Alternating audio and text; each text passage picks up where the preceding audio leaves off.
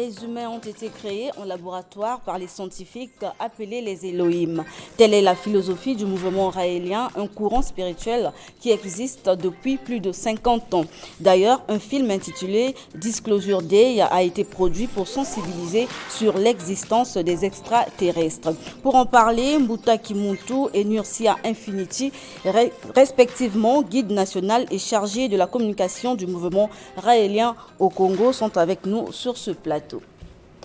Les épreuves écrites du baccalauréat lancées le 2 juin dernier prennent fin aujourd'hui au niveau de l'enseignement technique, alors que pour le compte de l'enseignement secondaire, elles ont pris fin hier vendredi. Retour sur la première journée des épreuves du baccalauréat général dans un instant.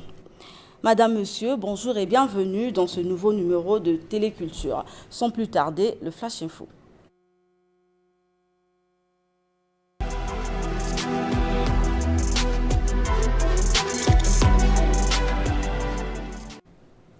Après 9 mois de cours, l'heure est arrivée à la restitution des connaissances. Les épreuves écrites des baccalauréats général et technique ont officiellement démarré le 2 juin 2026 sur toute l'étendue du territoire national. Notre équipe a fait partie de la délégation qui a accompagné le ministre de l'Enseignement général, Jean-Luc Muntu, lors du lancement des épreuves à Brazzaville. Marina Lutangu et David Loudis nous en disent davantage.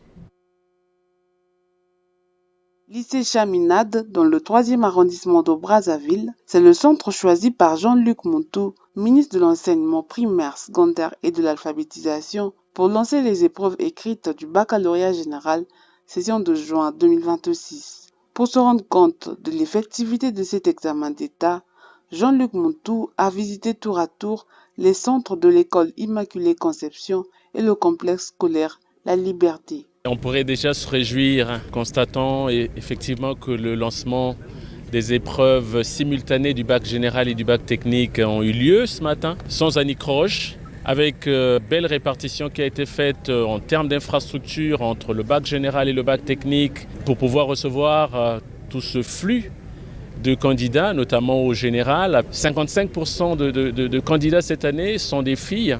En ce premier jour, les candidats, toutes séries confondues, ont affronté l'épreuve d'anglais. Beaucoup de pression, mais voilà, on essaie de tenir le coup. Oui, je me suis préparée, mais il y a toujours un stress.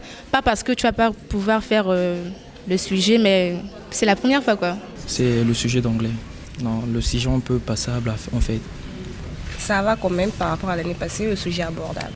Au total, 101 856 candidats sont sur la ligne de départ, repartis dans 310 centres. Brazzaville, à elle seule, compte 49 975 candidats. Autre volet de l'actualité culturelle, l'atelier de renforcement des capacités des agents de la Direction générale du patrimoine et des archives se tient depuis le 4 juin dernier et prend fin aujourd'hui 6 juin à Brazzaville. Cette formation vise à fournir à ces derniers les outils nécessaires leur permettant de mieux préserver et valoriser les archives et le patrimoine, pilier de la mémoire nationale. Voici le résumé de la première journée de cet atelier avec Marina Lutangu, Merveille Tsumu et David Ludis. Améliorer la gestion du patrimoine et des archives, c'est l'objet de l'atelier de renforcement des capacités des agents de la Direction générale du patrimoine et des archives qui se tient depuis le 4 juin dernier à Brazzaville. Prenant la parole pour la circonstance, Andele Amboulou Zalala, directeur de cabinet du ministre de la Culture et des Arts, du Patrimoine national et de l'industrie touristique, a rappelé l'importance du patrimoine et des archives. La République du Congo a tout à gagner en inscrivant ces sites sur la liste du patrimoine mondial avec, en ligne de mire, l'activation de certains mécanismes de la Convention pour la protection du patrimoine mondial culturel et naturel.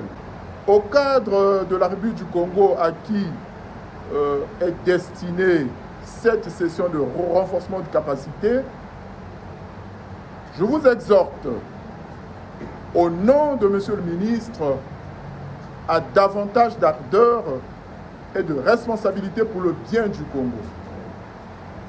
Vous souhaitons plein succès à vos travaux.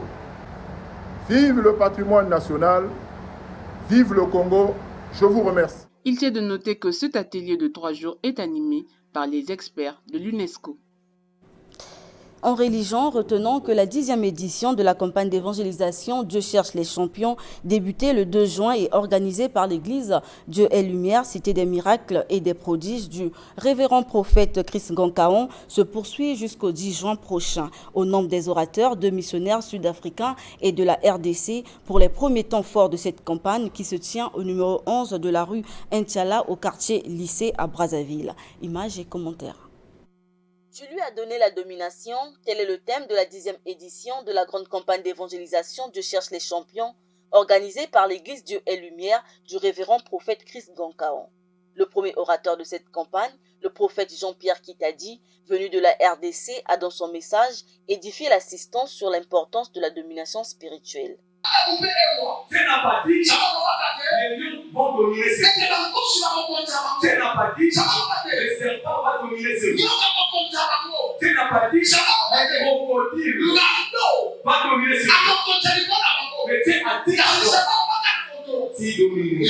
Satisfait de ces enseignements, quelques fidèles se sont exprimés.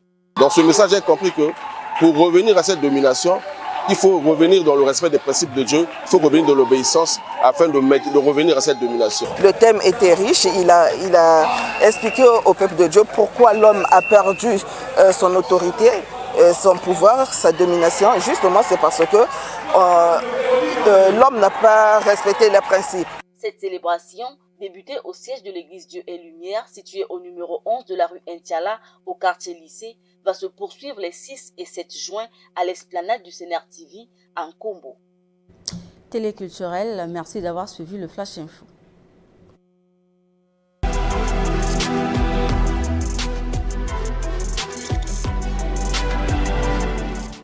Bonjour Nurcia Infinity. Bonjour. Comment allez-vous?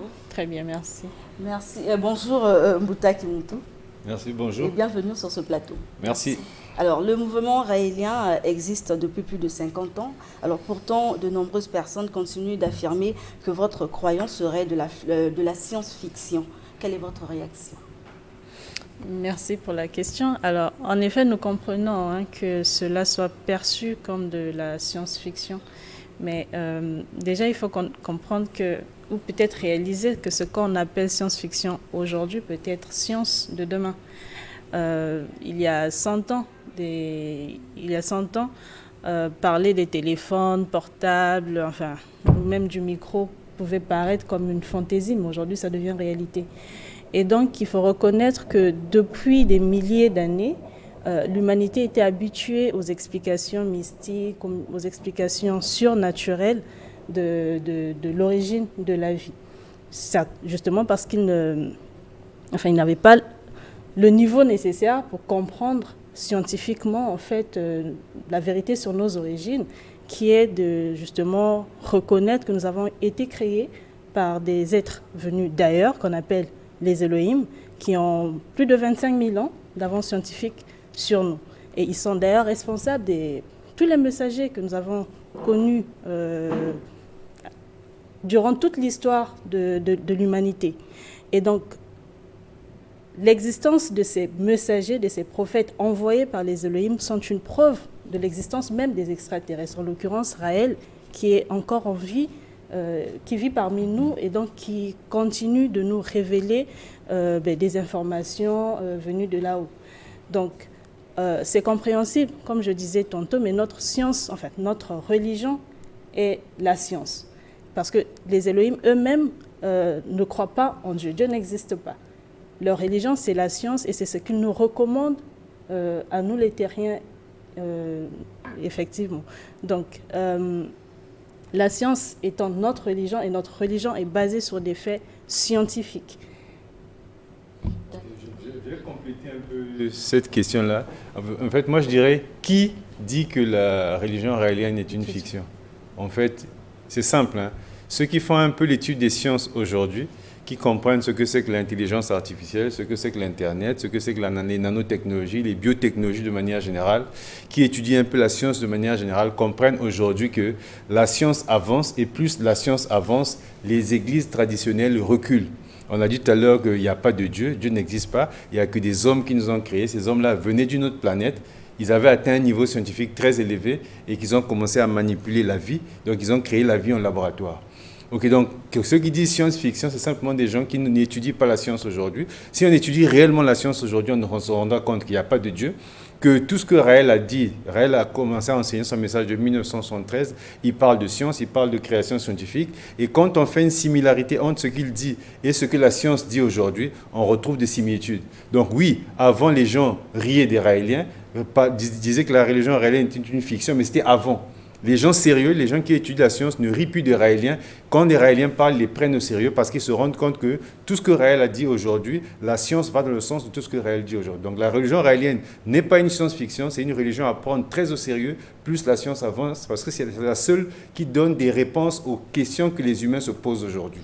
D'accord, la religion raélienne n'est pas une science-fiction. Alors cet après-midi, nous parlons de Disclosure Day, que l'on peut traduire par jour de révélation. C'est le titre du film produit par les Américains. Alors pourquoi vous faites la promotion de ce film ? Ben justement parce que le film vient, en fait il explore les tensions, les conséquences d'une révélation massive sur le sujet des extraterrestres. Et donc, c'est important pour nous parce que justement, ça vient... ce n'est qu'une partie, en fait, de ce que nous disons, justement, les Raéliens. Alors, comment je peux dire ça? Alors, déjà, ce n'est pas... pardon, en fait, le film aussi vient contribuer au fait d'enlever l'idée dans la tête des gens qui pensent que la religion raélienne est une fiction. Parce que la religion raélienne parle d'extraterrestres depuis des années. Et le film sensibilise sur l'existence des extraterrestres. Et les extraterrestres existent bel et bien. Et comme j'ai dit tout à l'heure, tous ceux qui étudient la science aujourd'hui se rendent bien compte de l'existence des extraterrestres. La première chose pour se rendre compte de l'existence des extraterrestres, c'est d'abord comprendre la structure de l'univers. Comprendre que nous sommes la Terre, sur laquelle on habite, fait partie d'un plus grand système qu'on appelle le système solaire. Le système solaire fait partie d'une galaxie. Et dans la galaxie, il y a un nombre quasi infini de systèmes solaires. Il y a une scientifique célèbre, une américaine, qui s'appelle Nathalie Cabrol, qui dit d'ailleurs, à juste titre, que penser que nous sommes seuls dans l'univers est une aberration. Et elle et son laboratoire ont démontré qu'il existe plus de 5300 planètes en dehors du système solaire où on peut abriter de la vie, c'est-à-dire qu'on peut trouver de l'eau et du gaz carboné. D'accord. Alors, puisque nous parlons de Disclosure Day, suivons un extrait.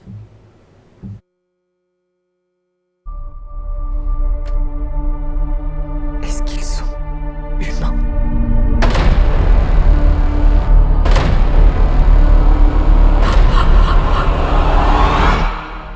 Non.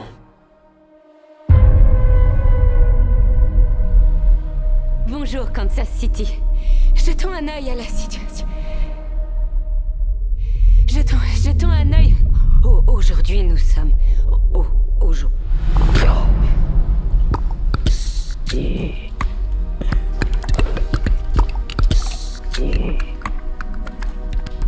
Est-ce que tu comprends ce qu'elle dit ? Je l'entends, oui, mais c'est du charabia, je comprends rien du tout. Moi, si. Qu'est-ce qui m'arrive ? Les gens ont une soif éperdue de vérité. J'y suis mêlé maintenant. Et ça me désole que, à cause d'eux, t'y sois mêlé aussi. Bonjour, Jane. Je t'en prie. Assieds-toi.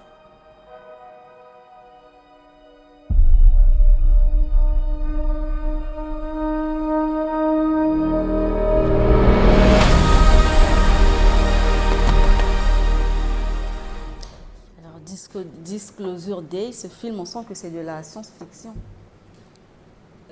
Alors, science-fiction, mais inspiré des faits réels. Comme je disais tantôt, ce qui nous intéresse justement, c'est... Parce que son contenu va parler du bousculement de l'ordre mondial. Donc, c'est une œuvre, c'est un signe des temps et une œuvre, en fait, à la préparation de l'humanité, justement, à cette éventualité, mais qui, pour nous, les Raéliens, en sommes conscients depuis longtemps et le disons déjà. D'accord, un ajout? Oui, le film sensibilise effectivement sur l'existence des extraterrestres. Et nous, comme on a dit tout à l'heure, les Raéliens, nous, depuis longtemps, on se prépare pour accueillir les extraterrestres. On dit qu'on a été créé par des extraterrestres qui ont créé la vie sur Terre. Et les extraterrestres, il n'y a pas que les Raéliens qui en parlent. Le Pentagone a récemment déclassifié des documents qui parlent d'existence des ovnis. OVNI, c'est objet volant non identifié. Okay? Il y a également plein de passages, par exemple même dans la Bible, où on évoque plus ou moins des êtres extraterrestres. Je vous rappelle même que même dans la Bible, quand on parle de Dieu, vous voyez, quand on dit notre Père qui est dans les cieux. Les cieux, ce n'est pas la terre. Donc, on peut supposer que Dieu lui-même, c'est un extraterrestre. Et dans la Bible même, quand on évoque d'autres êtres en dehors de Dieu, les anges, on les dessine avec des ailes, comme s'ils venaient d'ailleurs. Les chérubins, et puis plein d'autres célestes dont on parle. Donc, même depuis l'époque de la Bible, on vous parle des êtres qui venaient d'ailleurs.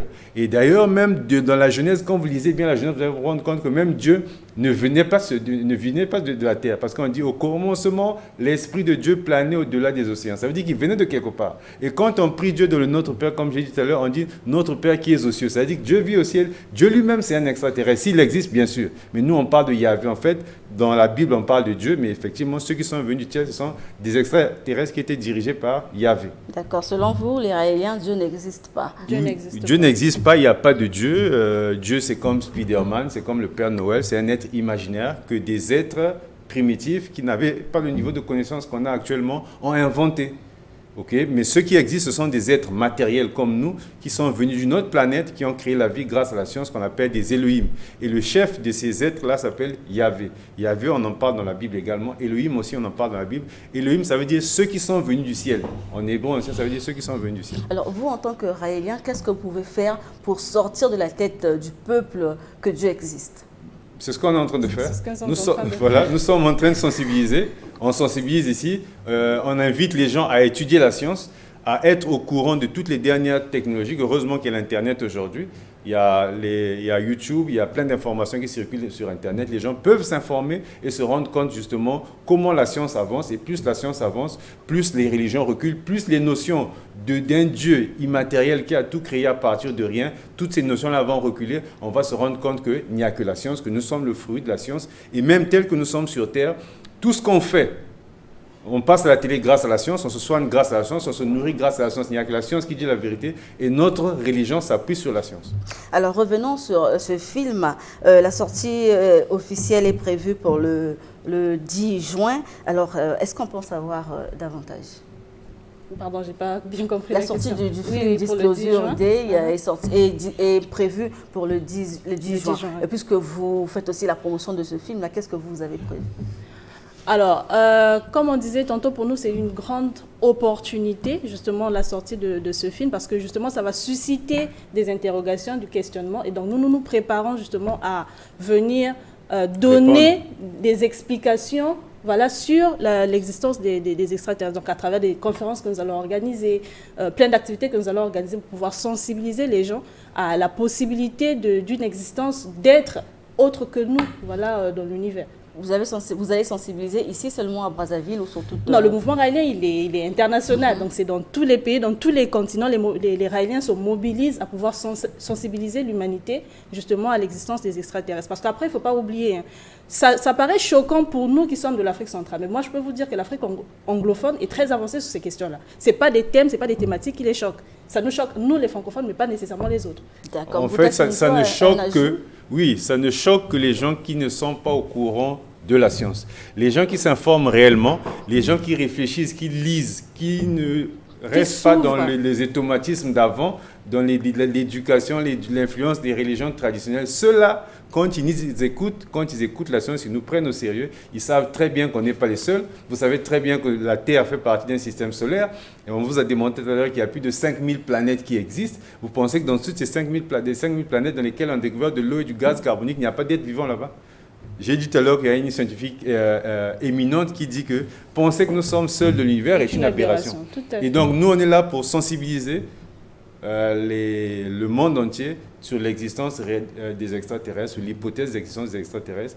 Et nous, on a un prophète qui s'appelle Raël, qui a créé la religion raélienne depuis 1973, qui a rencontré Yahvé et qui a été sur la planète des éternels, des extraterrestres, de ceux qui ont créé la vie sur Terre, qui nous apporte ce témoignage-là. Il y a d'abord son témoignage, et ensuite les faits scientifiques dont on a parlé tout à l'heure.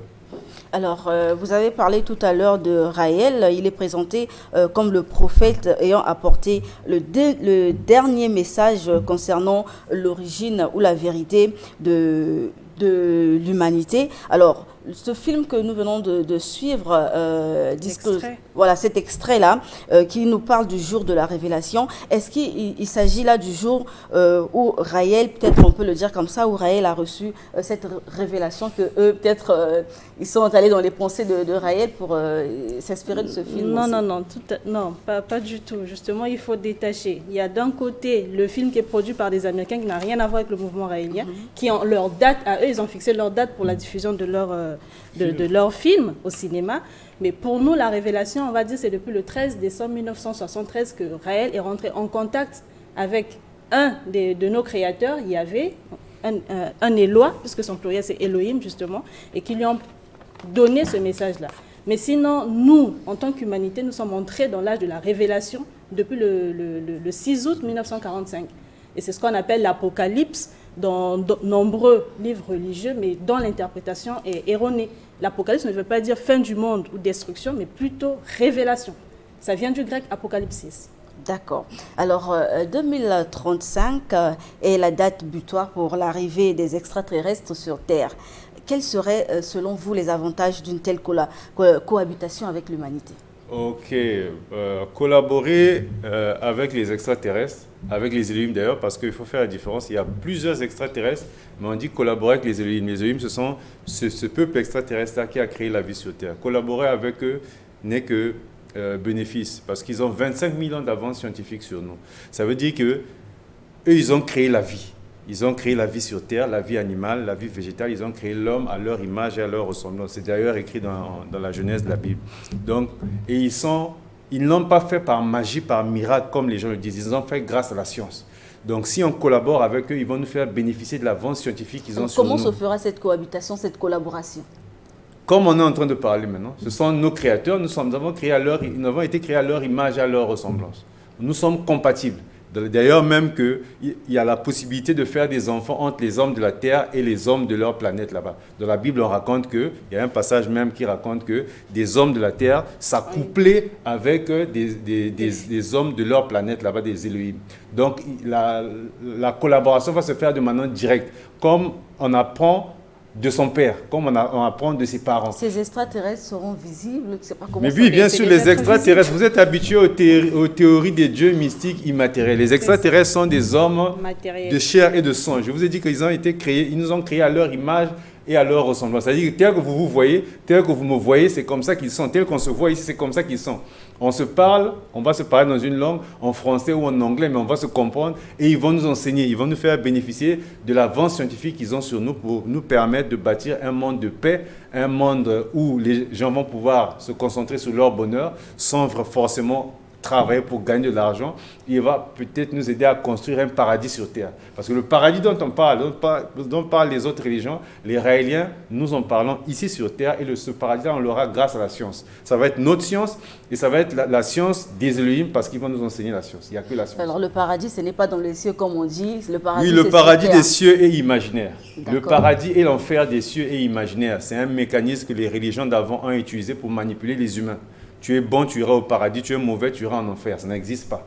L'enfer n'existe pas et le paradis imaginaire n'existe pas. Par contre, on peut bâtir un monde de paix, un monde d'amour où les gens pourront travailler, enfin vivre sans avoir à travailler et bénéficier de tout le confort matériel dont un humain peut bénéficier, mais grâce à la science. D'accord. Alors, l'arrivée des Elohim serait conditionnée par la construction d'une ambassade destinée à les accueillir. Alors, où en êtes-vous aujourd'hui dans ce projet? Moi, je vais plutôt prendre le premier volet. 2035, comme vous le dites, date butoir n'est pas une date fixe en tant que telle. Comme vous l'avez dit, c'est conditionné par la construction de l'ambassade. Mais en dehors de ça, il nous incite à ce que l'humanité atteigne un certain niveau de sagesse et de paix avant leur retour. Donc, on ne peut estimer ou espérer leur retour que si l'humanité est suffisamment pacifique. Et à ce stade, il y a beaucoup, les Raéliens se déploient partout dans le monde entier. Il y a beaucoup de pays qui sont intéressés à accueillir cette ambassade-là. On ne va pas forcément donner les pays en question parce que c'est des questions stratégiques. Et le pays qui va accepter de recevoir cette ambassade-là va devenir le centre touristique et historique du monde. Pourquoi? Parce que quand on construit une ambassade pour accueillir les extraterrestres dans un pays, rien que le bâtiment, tous les gens du monde entier vont converger vers ce pays-là pour aller voir visiter cette ambassade-là. Et ça va avoir après des retombées économiques. Donc, et ce pays-là va bénéficier, si vous voulez, des faveurs des Elohim. Voilà, donc, c'est vraiment bénéfique pour un pays d'accepter de recevoir la construction de l'ambassade parce que du point de vue économique et du point de vue touristique, ce pays-là va devenir le centre de l'intérêt mondial. C'est-à-dire que tous les touristes du monde entier vont pouvoir y converger. Donc, il y a beaucoup de pays, comme j'ai dit tout à l'heure, qui sont intéressés pour la construction de l'ambassade. On ne dirait pas les noms, mais les contacts sont en train de se faire. Une fois que le projet est ficelé, je pense que ça va faire l'objet d'une annonce officielle. D'accord. Alors, nous sommes arrivés au terme de cet entretien. Peut-être un dernier mot. Quel message vous avez à adresser à l'endroit de nos téléculturels? Nous vous invitons massivement à aller regarder ce film et aussi à visiter notre page officielle qui est www.rael.org. Vous avez la possibilité de télécharger ce message qui dit la vérité. Vous avez vu le message donné par les extraterrestres. Voilà. Lisez le livre et puis posez-nous des questions. Nous sommes accessibles sur Facebook, sur Internet. D'accord, monsieur. Il n'y a pas meilleure conclusion. Je dirais simplement aux téléspectateurs d'étudier la science pour se rendre compte qu'il n'y a pas de Dieu et que les notions des religions traditionnelles sont en train de reculer. Tout simplement. Merci à vous d'avoir honoré notre invitation. Alors, ainsi s'achève ce numéro de Téléculture, surtout avec ces notes de musique qui nous transmettent le spleen de Zuko Yadeblé. L'artiste, à travers ce titre Bokeh Wapi, s'interroge et rend hommage à sa fille et à son oncle récemment disparu. Merci de votre fidélité. Je ne saurais clôturer cette émission sans saluer l'équipe technique de ce jour, Tomasa Mieré, Marina Lutango à la coordination, Riverain Sou, Isis Onyange Bizwako. On se dit au revoir et à samedi prochain. Je vous laisse en compagnie de Bokeh Wapi. Dans cette chanson, ce que j'ai pas su te dire, tu restes dans mon cœur et puis je t'aimerai toute ma vie. Abengai na chomo ke no ke shake Nami swepele ya mai Nyanyo kote la ngai Jean-Baptiste pwele mafungu na petite fille bakei Bene kwenda kote Pame kwenda kote Pame kwenda kote